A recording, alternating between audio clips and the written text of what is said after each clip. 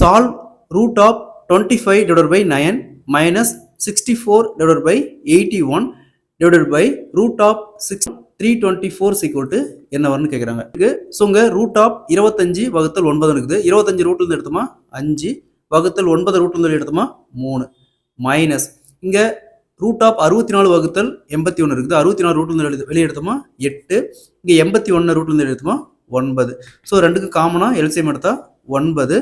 So இங்க 3 × 3 9, அப்போ 3 × 5 15 minus இங்கே 1 × 9 9, அப்போ 15 மைனஸ் 8, 15ல் 8 போச்சுன்னா 7/9 வரும். ஸோ இங்கே 7/9. ஸோ உங்கள் வகுத்தல் இருக்குது, வகுத்தல் இருந்தால் அப்படியே பெருக்கல் போட்டு இந்த வேல்யூ அப்படியே ரிவர்ஸில் எழுதிக்கலாம்.